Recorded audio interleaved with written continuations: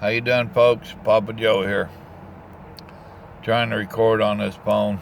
This new phone I got a week or so back. Dadgummit, excuse me. I did one recording, but it was just jumping all over the place. I didn't hold the phone level enough or steady enough. I want to talk to you. I got a phone call this morning from a very good friend of mine, Kelly. He's out of Oklahoma. His wife, Sue, got admitted to the hospital ICU on life support. We talked for a few minutes. Not that there was a whole lot I could say to the man, and he had other calls to make. Let me try to hold my hand on this wheel, maybe to steady that up for you. I want to remind everybody that at this time of year, there's a lot of shut-ins. A lot of people that are fighting their depressions and loneliness and all this stuff. And I want to encourage you to go by and visit some folks. While you're at the store, buy a couple extra little tins of cookies or popcorn or whatever. Most bakeries got some little bitty stuff over there you can buy that ain't that expensive. It won't hurt your budget. You might be able to take to somebody and cheer them up. Dadgummit. Ever since I quit smoking, I've got this issue. This is the time of year we have our highest rate of suicides. They actually try to hide that off, but it's still a fact. You can't hide the truth. And I can't help but think that's people just so alone and so depressed and everything else. During the course of a long conversation with my son, long course meaning over several phone calls, several days, kept going back to it type thing. He did a little homework, and in some countries it's actually against the law to forget your elderly and to blow them off. Here in America, we seem to make a habit of it. I'm as guilty as anybody else. I have a aunt just 6 months older than myself that lives by my mom and takes care of her. Hold on a second.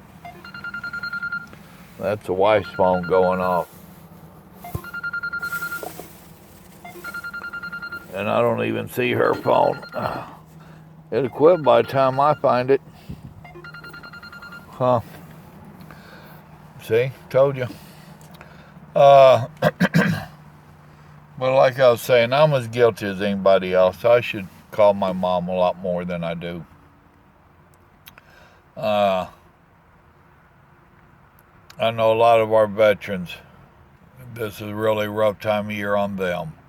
A lot of the shut-ins and the elderly, and so many of us just push our old folks off into these old folks' homes, and it really ain't right. So I just want to encourage everybody to remember the season.